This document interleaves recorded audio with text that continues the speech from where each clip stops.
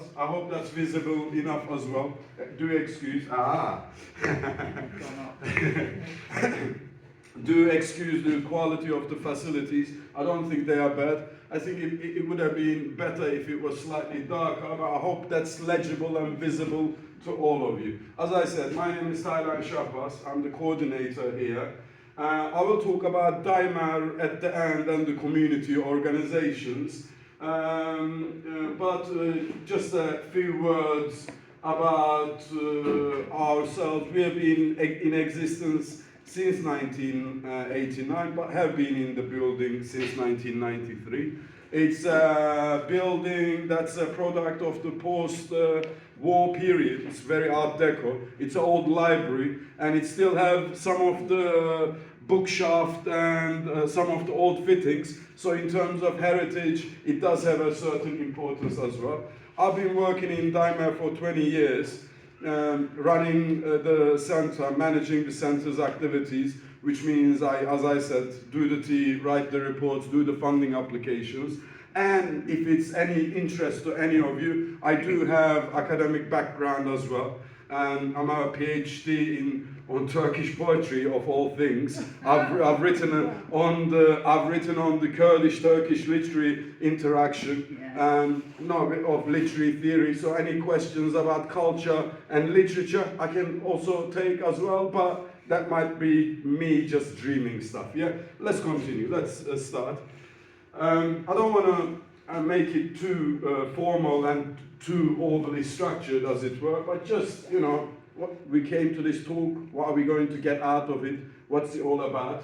We will learn about Hackney's Kurdish, Turkish and Turkish Cypriot communities today. We'll understand their unique contribution to the life in Hackney. We will understand some of the challenges these communities face and how they can be better supported, how better TLC care can be given to them, how we can continue building harmonious relationships. But also the educator himself or herself or themselves need education as well. I really appreciate these sessions. They are also learning sessions for us as well, because there's a lot of gaps in the data and knowledge about Turkish Kurdish communities. So, I will point out to them, but I'm sure I'll learn from you as well. And also in a way that feeds that into understanding the issues and the common needs of ethnic minority or global majority communities, as we call them these days.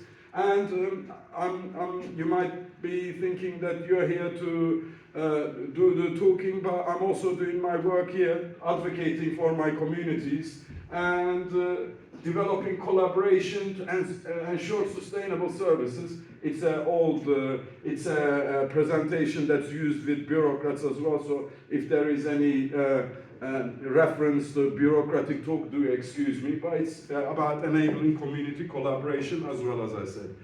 The plan, I'm going to give some definitions, give a brief historical background to the histories of these communities in Hackney, in London. I'll share some demographic data, some really raw data, because as I will keep on saying, there is data and knowledge gaps about the communities. I'll talk about language, religion, culture of these communities. I'll also talk about the current state of the community needs, issues, agendas, making reference to social policy areas, issues such as education, employment, and housing. I'll talk a bit about community life and its dynamics, both, talking about the stereotypes, but also trying to break them. And I'll also talk about, as I said, in that spirit of community harmony, community cohesion, good relationships, integration, even if it's not His Majesty's, to get culturally appropriate approaches. And I'll at the end point to some resources for anybody interested, and I hope there can be a question and answer session. I want to keep it quite in summary, but I think I'll be talking about 40 minutes. If I run my mouth, as they say in Hackney, do let me know. And I hope you enjoy this session, you find it, you find it informative. So with your helmets on, with your belts strapped in, do enjoy the session. First and foremost, who are we talking about? We are actually talking about people from Turkey and Northern Cyprus when it comes to Hackney's Turkish communities. And it actually includes three people from three different ethnicities. Please come in. Hello. No problems, no problems. The more the merrier. And the more interactions, the more community activity it is. Welcome. As I said, when we talk about Turkish communities, we're actually talking about Kurdish, Turkish and Turkish Cypriot people. Why do they get dubbed as Turkish? As well as the external observations about the communities, there are some internal reasons. And those are sharing language, culture, history, etc., which again I will be unpacking as I go along. And also in pointing this out, this distinction can also be picked up when we consider that all these communities, three communities, have a slightly different history, even though they share a lot. And they are here. Why are they here? They're usually here because of the Cyprus national question, because of the Kurdish national question, because of the issues the Alevi religious minority experiences in Turkey, and because of issues that to do with the establishment or problems of democracy in Turkey, let's say they are here. What does that mean? But let's explain. First and foremost, I know the map is not seen. Turkey is over there, Britain is over there. Even though we are not in America, given a geographic context of things is good, with all due respect to American people. This is a map of Turkey. I will point out, but with the earlier batch of migrants who I will be talking about as having arrived in late 80s and 90s, they're usually people from the eastern areas and central areas. There's a town called Kayseri there. That's where I am from. But as is the case with most of people who came in that 80s, 90s period, they either came from the area or they were people who were descendant or related to people who were from here but lived in big centers like Istanbul, Ankara or other places. I grew up in a little town called Balıkesir here, and I arrived when I was aged 13 in early 90s, FYI. Yeah? And also Cyprus, which was at the bottom of Turkey. There's both Greek and Turkish Cypriots here, and that's quite reflected in Hackney actually. You will find Turkish Cypriot associations, you will find Greek Cypriot associations, and you will find Cypriot-only associations too, which again reflects politics, culture, etc. But a bit of context that was. And also, we're talking about Kurds. It's not very clear here, but as you can see from the batched, slightly beige areas, that's the distribution of Kurds. Kurdish people, currently a stateless nation, numbering some 40-45 million, according to the CIA database, out of all reference points, divided into 4 countries, Turkey, Syria, Iraq, and Iran, and other features I'll talk in a bit more detail later. Let's talk a bit about the community background in UK.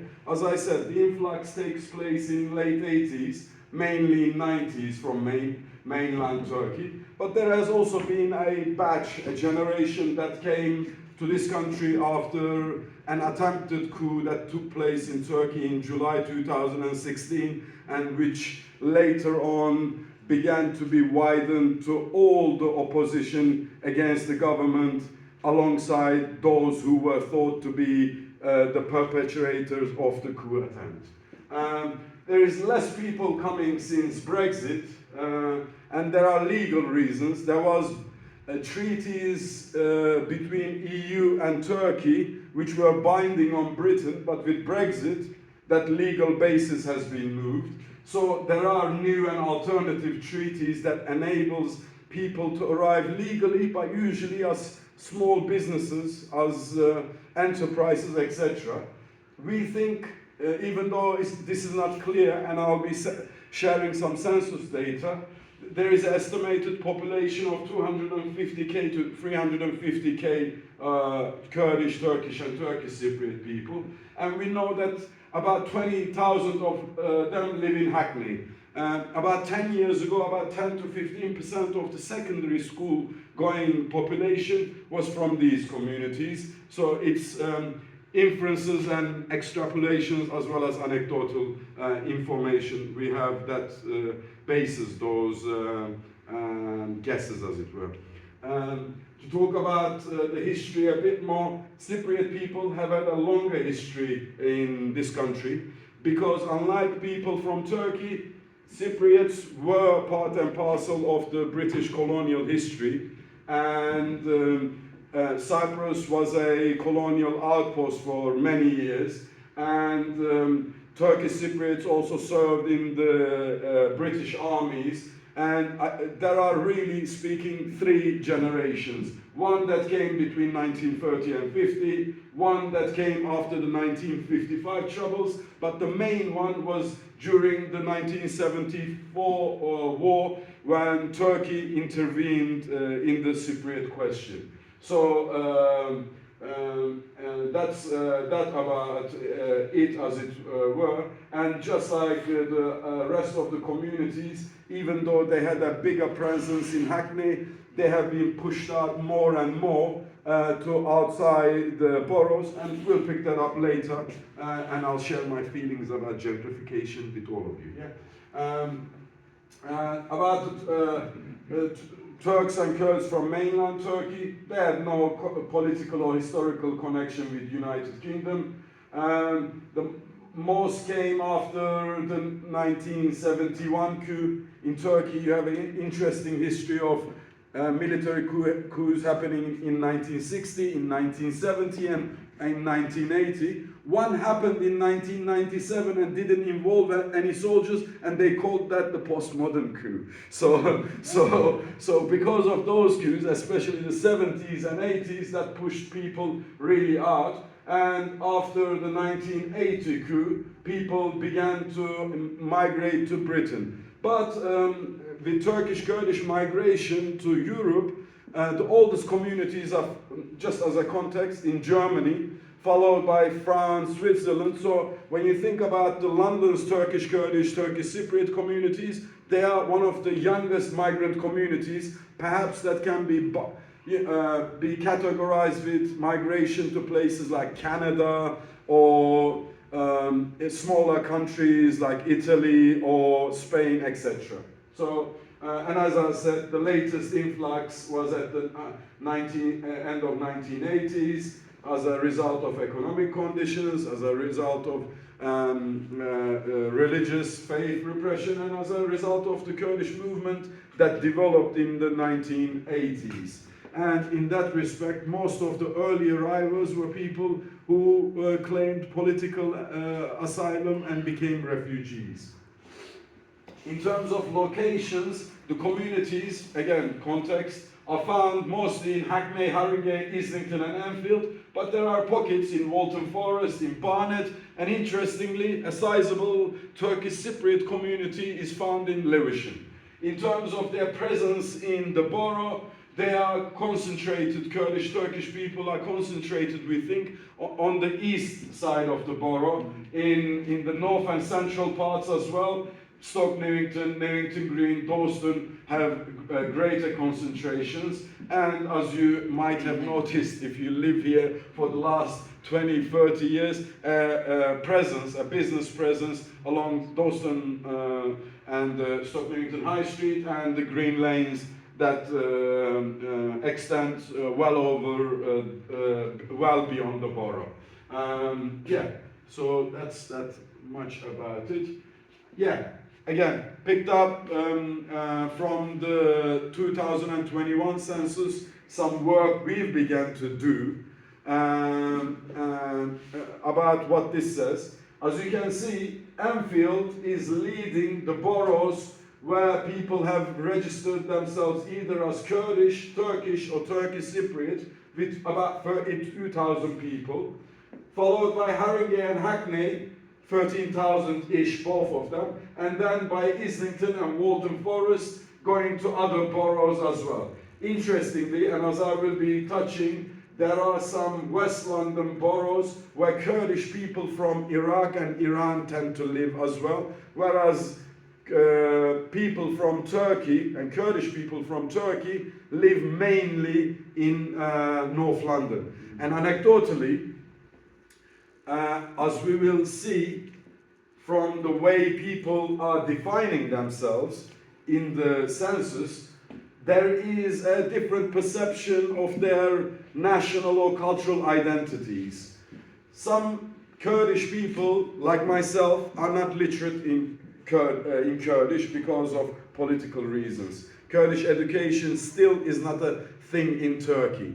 Some are Alevis, some become British citizens, and some Kurdish people think that if they put their language and culture as Kurdish, they will be contacted in Kurdish writing and they can't read. So because of that, they will put themselves as Turkish. Some of them have naturalized as British. They think they share the noble heritage of the empire now, so they don't put themselves as Turkish Kurdish or Turkish Cypriot, they put themselves as British. Some of them say, these matters are legalities. I have a Turkish passport, so I put myself as Turkish. So we are, as an organization, do not have a focus on identities. We are open to all, but being sensitive to Kurdish issues and having worked with these communities for so many years, most of the people we think as Turkish are actually Kurdish. Yeah. 70% of people from Turkey living in London from Turkey are actually Kurdish, but not necessarily with the generation that came, as I said, that came after 2016. Again, as I said, in terms of culture wars, identity, politics, it makes interesting that Kurds, Turks and Turkish Cypriots tend to view themselves as belonging to different ethnicity or different racial groups, and that this data from the census shows and evidences this clearly. In terms of people by country of birth, Turkish people number some 72,000 in London. Still less than Americans. The United States, interestingly, by the way. Yeah? Nobody will think that. And this compares to about 59,000 people in 2011. But it must be said that with the UK Turkish-born population being 124,000, this shows that the community, even though it took a foothold in North London and was settled in London, excuse me, as their histories and their experiences progressed here, they either spread around UK or the new arrivals arrived to places outside of London as well. So that makes interesting. With small pockets in Yorkshire, everywhere, and in seaside towns like Bournemouth, etc., you can find small, sizable Turkish Kurdish communities. So again, in terms of language, I've touched upon it, but I just want to say a few words in focus about this. Language brings the communities together because Turkish, the vernacular Turkish, is the lingua franca, the common language used by the communities. It brings them together, but because of the lack of connection with colonial past, with Turkish being outside of European group of language, this, and with the cultural issues of the communities, this causes a language barrier. It's one of the biggest problems Turks and Kurds face, both in terms of interacting with common life, but also accessing support provision, engaging with other communities, political life, etc. Let's see, anything. In terms of language, whereas Turkish is a public language for most of us, Kurdish language is a private language and does get spoken at home. My brother, who grew up here, speaks English with a thick Cockney accent. And my mother responds in Kurdish, and they both understand each other just fine. So you do have that, multilinguality. I don't know what was the word, poly something. That still goes on within the community. Turkish Cypriots speak Turkish. It's very legible and very understandable to each other, but they have a different and separate accent or a dialect which has been evolving independently, well, since the Ottoman conquest of Cyprus in late 15th century. I think it's 1481 or some date like that. Anyways, yeah. As I said, as well as being Turkish speakers, most of the Kurdish people in Hackney also speaks the dominant dialect of Kurdish called Kurmanji. And there are also pockets of Kurdish people, especially in West London, who also speak Sorani, the dialect that is mostly spoken in Iraq and Iran by Kurdish people there. So about language. Okay, I hope this is legible. In terms of Turkish speakers, when we look at boroughs, in Enfield and in Haringey and Hackney, Turkish are the second most spoken languages. And with Kurdish, in Enfield and in Haringey, it's spoken by quite many people. But if you notice, Westminster and Ealing, my point about Iraqi and Iranian Kurds entering there as well. By the way, at the end, we can arrange and I can make this presentation available to everybody. Yeah, we can make that, so no problems. As I said, this now compares what I have been talking about. Turkish in Enfield is the second most spoken language, in Hackney too, and in Haringey second too, and in Islington it's amongst the first 5-6 languages, whereas Kurdish is not so much spoken, as you can see. In Hackney, about 2,000 people put themselves, in Haringey more, but in Hackney and in Islington less so. Yeah. Let's talk religion a bit. I talk about Sunni Islam because the perception of the communities is that they are mostly Orthodox Sunni Muslims, when they are actually not. The Muslim, there is a sizable section of the community still that follows Sunni Islam. Kurds, even if not in London, in general, are 80-85% of them are Sunni Muslims. But you can find pockets in Turkey, in the frontier areas, who are Shia, Alevi, from the religious minority or heterodoxy group, like myself. So with the communities, you will see both features of cultural practices of faith that relate to Sunni Islam, but also to the Shia, Alevi, Muslim heterodoxy group. They celebrate Eid al-Fitr, they do celebrate Eid al-Adha, and mosques continue to provide a certain hub of activity. For, as I said, most of the Kurdish people and arguably most Turkish people from Turkish mainland are Alevis. And this also relates to why they migrated here. And unlike Sunni Islam, there isn't a culture of mosques. Their faith venues are known as Cemevis. There are contrasting rituals. They don't fast in Ramadan. And can be likened to a pseudo-cultural religious group rather than a strict religious group per se.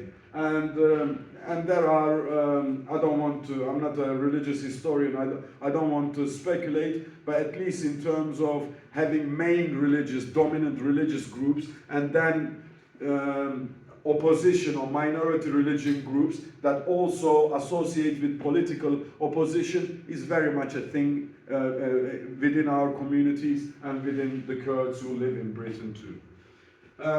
Alevis, also I dug out some data about that.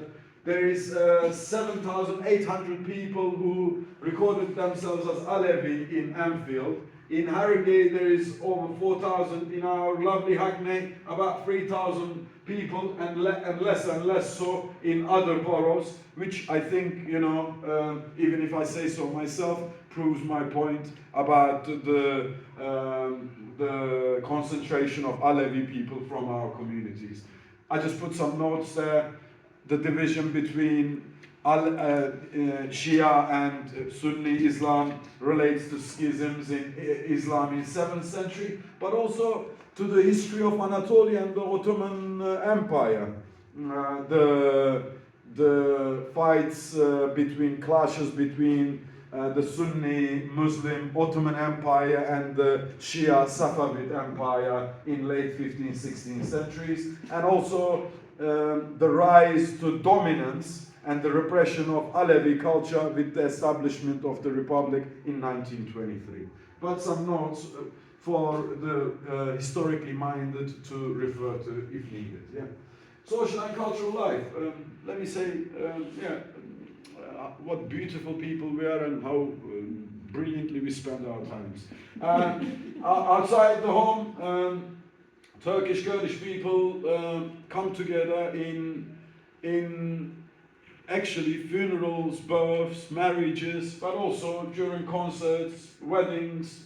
That provides community ways of coming together. In terms of the status of women, there are still issues with that in our community, but I can tell, I think and I hope that we have made good headway, but there are still, gender roles are very much there. There are issues of domestic abuse and violence in the community, unfortunately. The communities, as you know, are also very much involved in business life, with bars, cafes, clubs being popular with younger members of the community. They usually have Turkish Kurdish TV at home, and they spend time watching TV at home. They're not really sports oriented, but they love their football teams.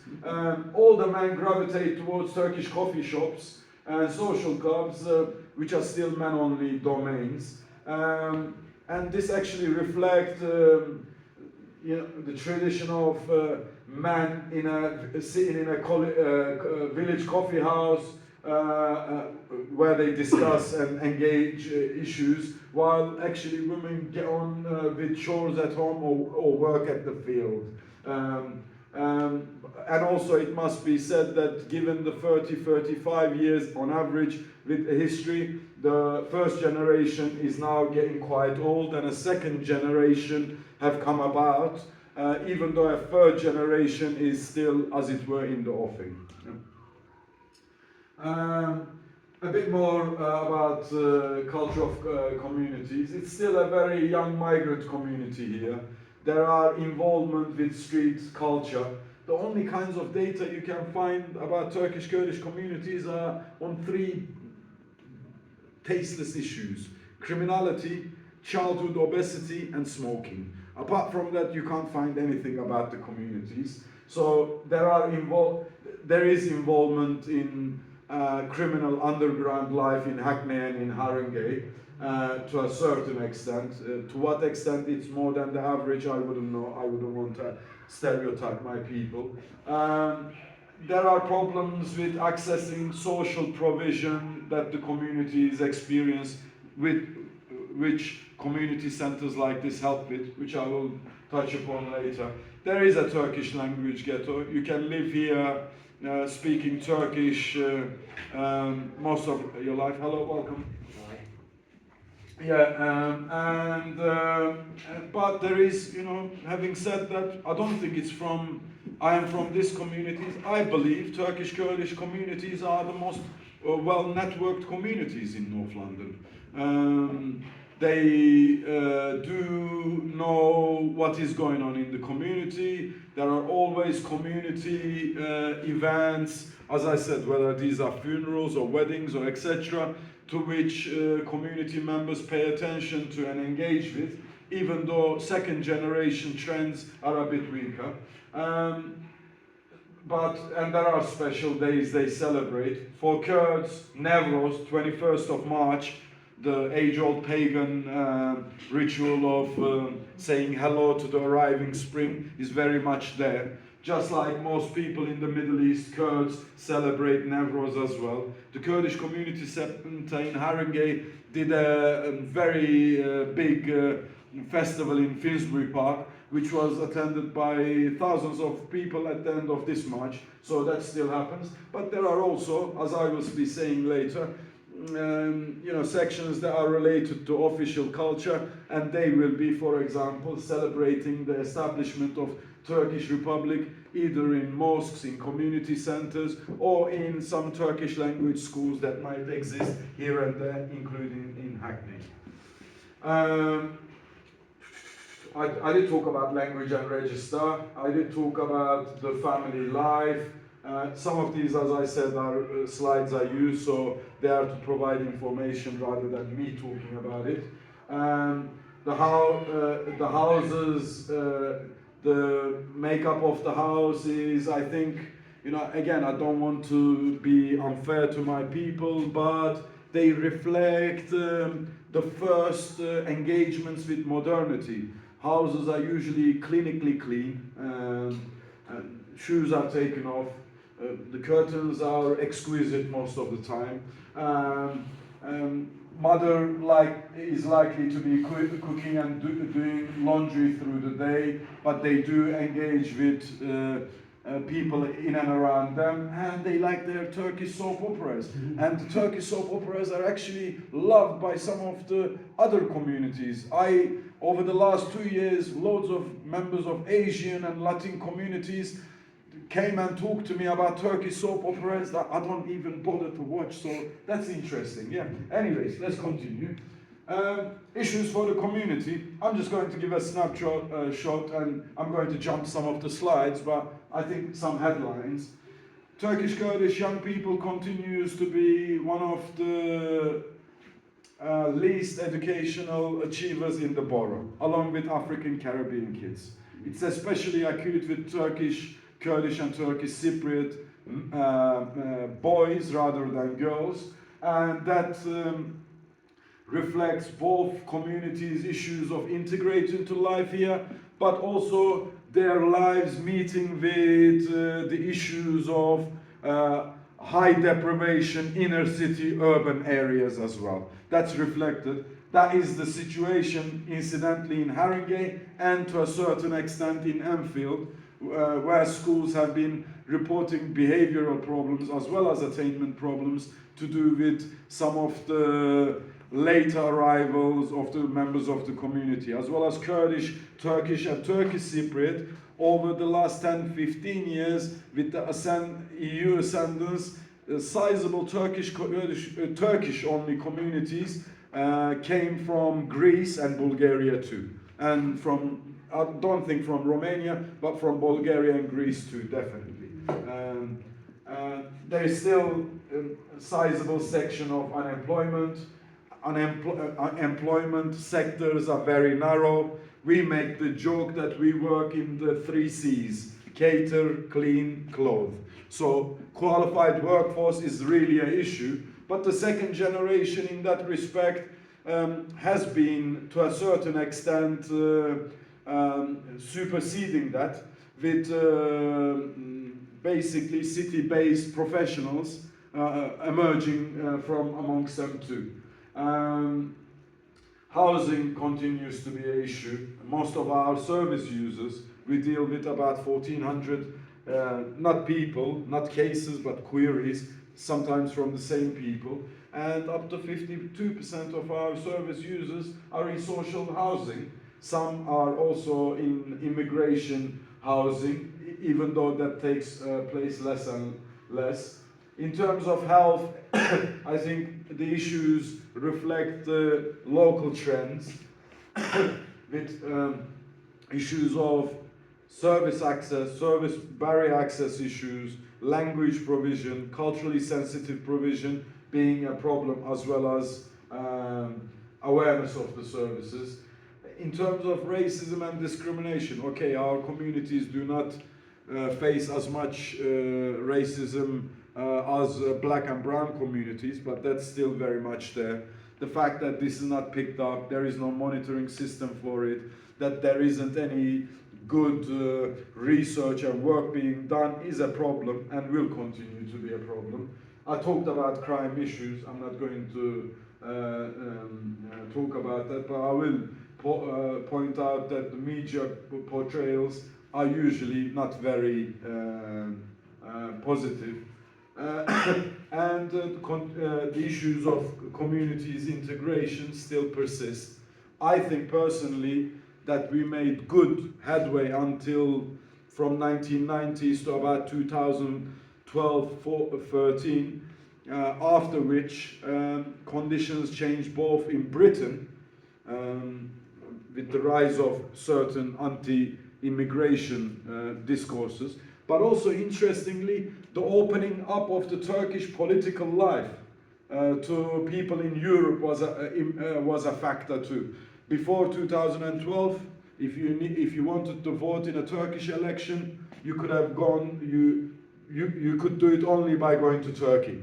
But from 2012 onwards, this was opened to the community here. So communities' agenda began to feature again loads of Turkish Kurdish matters, but also then in 2016, a new section who is still living with Turkish politics in their head arrived as well. So in terms of, I don't know, the specific particular factors that impacted our integration, and integration in terms of living, working together rather than the home office view of immigration, there has been issues in that respect.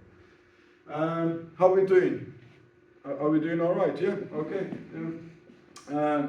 Moment for a Turkish proverb, you know, as we say, you know, the point is to eat grapes, not beat up the gardener. So if I am not being legible and understandable, let me know. Yeah, I'll try to feed a few more Turkish adages here and there as well.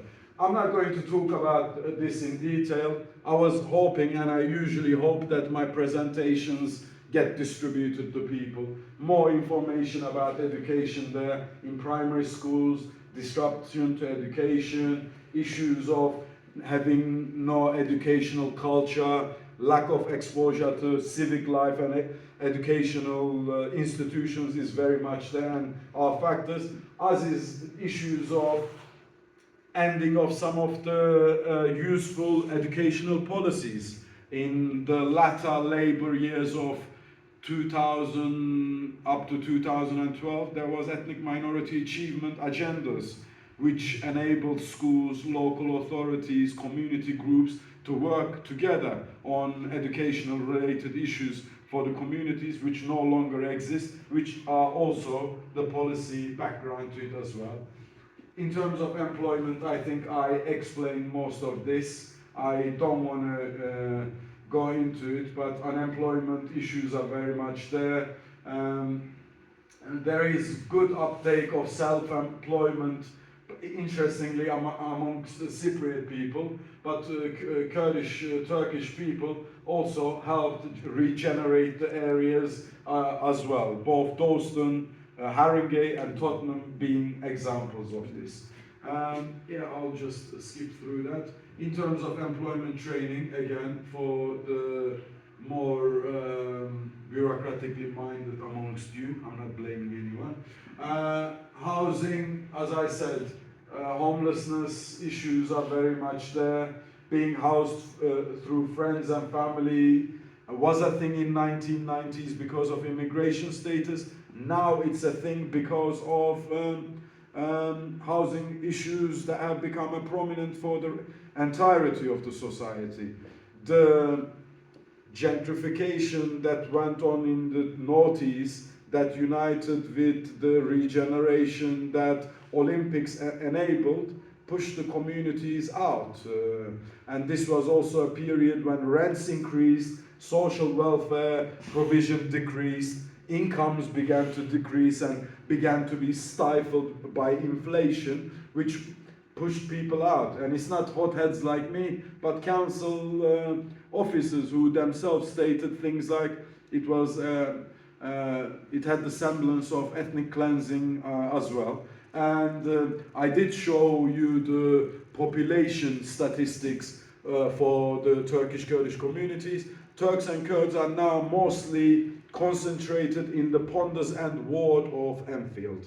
And I think that also explains, as I will be saying, why there is a Kurdish MP there who used to be a councillor in Hackney too. Health and disabilities, again, is an issue, is an area where specialist provision is needed. There are community mechanisms, support networks that enable that, but as we go on, the issues seem to be more and more normalized and becoming, uniting with the local trends, which is also an issue. Again, a slide for you to read, although I'm not sure if it makes good bedtime reading. And also after the pandemic and with the cost of living crisis, some experience that I'd like to share is that as community services, the demand for our services increased, which says what about the community? That some issues increased within the communities. Health issues increased, disability, long-term health issues were impacted. Most of our service users, even if it's welfare advice services, are women. And that continues to be an issue, the problem of women too. Mental health issues that range from anxiety, stress, boredom to insecurity about the future are very much there.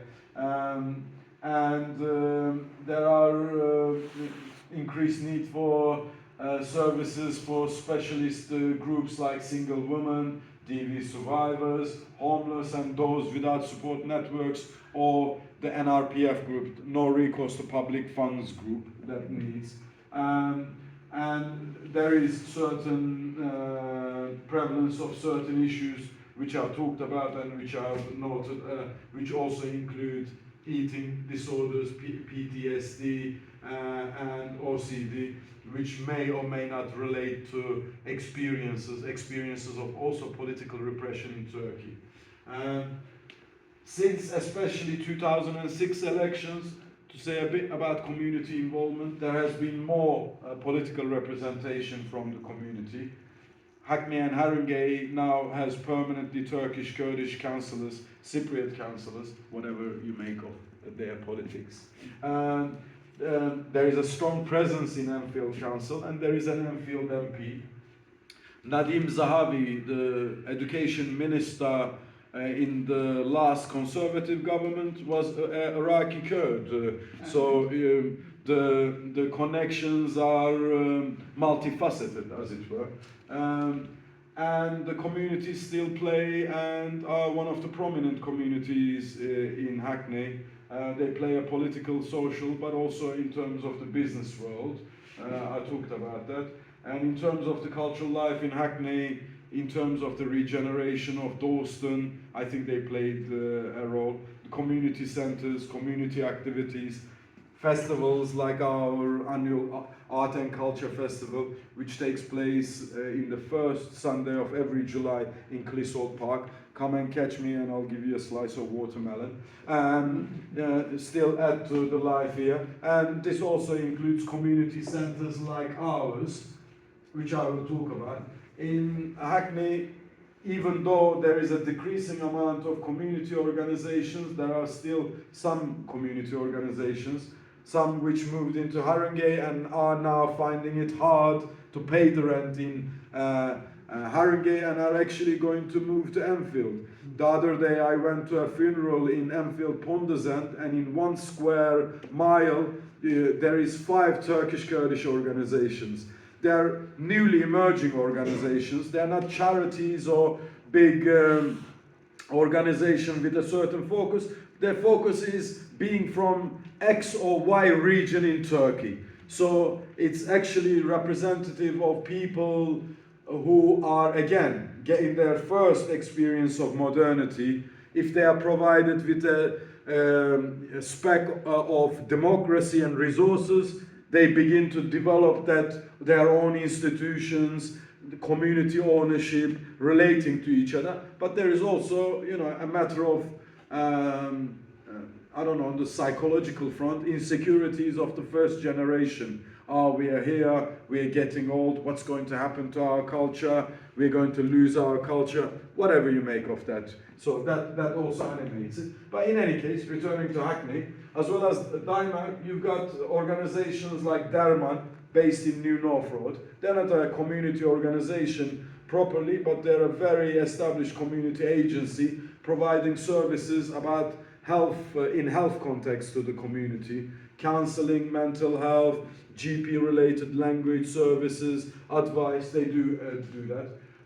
Hackney Cypriot Association provides similar services and advice and community to the services to the community. They are at the beginning of Bosphorus Road. Halkevi, which used to be a landmark in Hackney, based in that building where Beyond Retro is, have now moved to Graham Road. They are experiencing, like most Turkish Kurdish organization, staffing, capacity, resource issues, but they still keep the center going on. It's a social center. Lots of meetings happen, and it's an area of community engagement, and they're a good community organization where a lot of things happen. Imager, again, based on the corner of Newington Green Road and Bosphorus Road, is a very good Turkish-speaking women's organization that provides bespoke services to women within the community. London Alevi Culture Centre and Cemevi used to be at the back of Ridley Road, at the top of that TFC, but they moved out, they got big.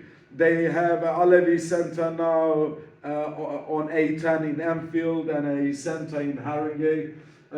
Refugee Workers Cultural Association is now based in Haringey. They used to be based in Victorian Grove.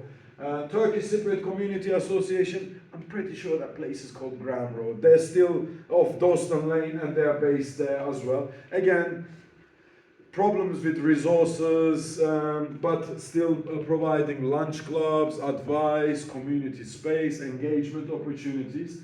And Turkish Kurdish organizations, even though they're not networked structurally, they actually do have a network called Network of Democratic Kurdish and Turkish Organizations, which Day-Mer, Halkevi, Alevi centers, etc. are a member, and they amount to about 20-25 organizations, real rowdy crowd, they do a lot of good stuff in terms of campaigns that relate to Turkey. For example, the pandemic, for example, the earthquake in Turkey. Some good work has been done, as well as enabling people to vote in Turkish elections when that happens, and also enabling people for voter registration, etc. in the local elections here too.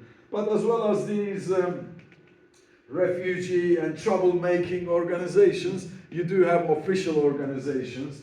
These are mosques, and different community centers that you can find. As I said, this is an old slide. It's not exhaustive, so I don't want to be unfair to anybody, but there are still, other organizations as well. We as an organization are established in 1989. We are more, as I said, about integration ethos, active community involvement.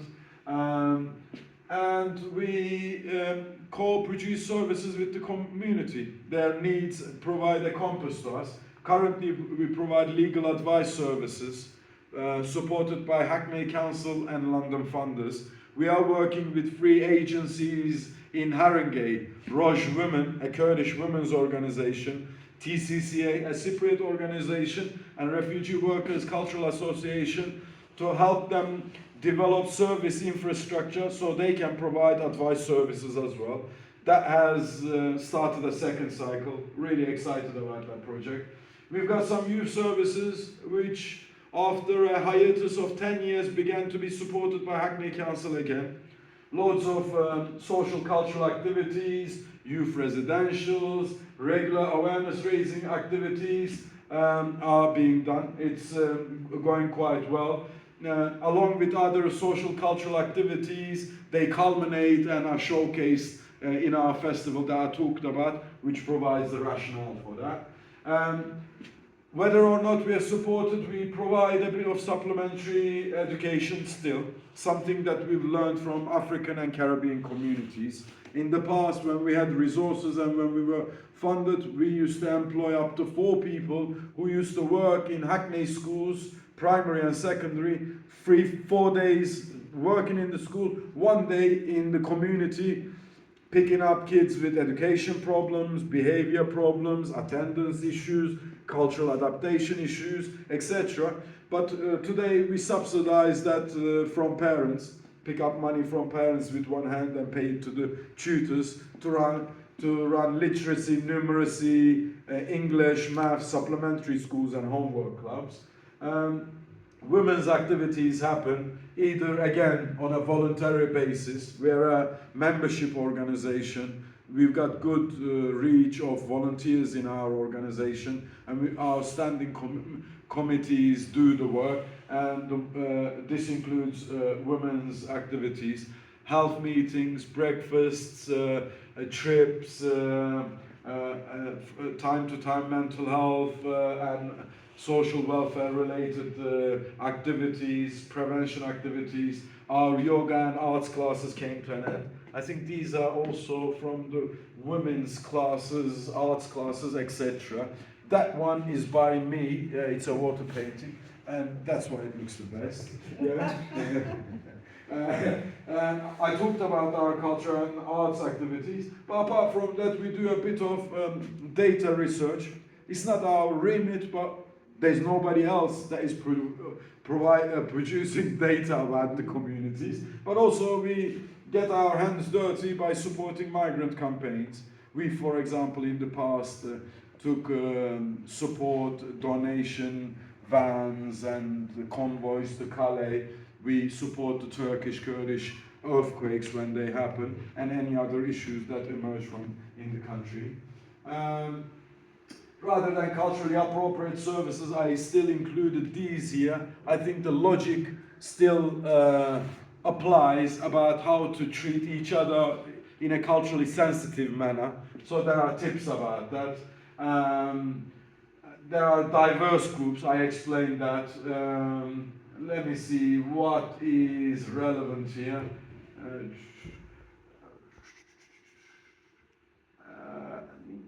Constructive, friendly attitude. I'm sure you would have worked that out yourself. Okay, yeah, many diverse groups. Constructive and friendly attitude is key. Showing sensitivity is better than hesitation. For example, if a Kurdish Turkish woman refuses to shake your hand, don't get offended. It's probably because of faith reasons. They will appreciate you understanding than otherwise. Patience is key in dealing with communities, especially with Kurds who don't have a nation state. Their exposure to civic life and institutions is the first time they have been. So understanding that is important. As I said, this was for some of the professionals working in the councils. Bias awareness is important. Building rapport is important. And also some, other more practical that might be relevant. When you go to their houses, do have a go at the coffee or tea offer. Especially Kurds like giving and gifts and like to feed people. A nugget of information which will explain the Kurdish mentality to you. The word in Kurdish for generosity and bravery is same. So when you are generous, you are brave, and when you are brave, you are generous. So that's very much a part. Talking to all the people, how their health is, this is a long way. When you go and talk about them, don't talk about Bodrum and Kuşadası. They're 90s things, yeah. That's, you know, people are in Cheshme, I think, these days, aren't they? Yeah. And talking about food recipes other than kebabs also might be useful. In terms of any other personal interaction, etc., I don't think there are issues. They are better than the average British person on eye contact. And as I said, whenever you go there, don't forget to praise the plants and the exquisite curtains they have. Some resources about the community, some work that has been done in the past. Not an exhaustive list, dear guests, but it's something. And it more is skewed towards community activities and provision. And that has been me. I hope you found it useful. I can take any questions. If you'd like to point out any gaps in what I said, it would have been better, Taylan, if you had talked about this as well. If you want to say, I'm all ears. I like to think there's a bit of capacity for self-criticism, I think that should be called. And I hope you found it informative as well as enjoyable, my dear fellow Hackney residents. Thank you for being here. Thank you. A piece of land, yeah. But was there ever a defined Kurdish nation, as in geographically? Partially. With Turks, with Kurds in Turkey currently, they were always a part of the Ottoman Empire and had autonomy up until late 18th century. And then Kurds being ruled by their own emirs, princes, you know, that was taken away. And Martin van Brunessen's book on the subject, I think, is important. And then central governors began to be appointed to the area who would supersede the emirs. So from beginning of 1800s, you see, and also with the French Revolution, you begin to see a Kurdish nationalism emerging. So with the Ottomans, it didn't exist. And in 1923, before, the Kemalists promised to the Europeans a land to Kurds, but after the War of Independence, they reneged. Up to 1938, three Kurdish rebellions take place. One in Diyarbakir, one in Ağrı, and one in Dersim. And they are repressed. But in Iraq, the Sorani princes, they have autonomy, and they do have more of a structural existence compared to the northern Kurds. For example, Sorani literature, Kurdish literature, is quite established.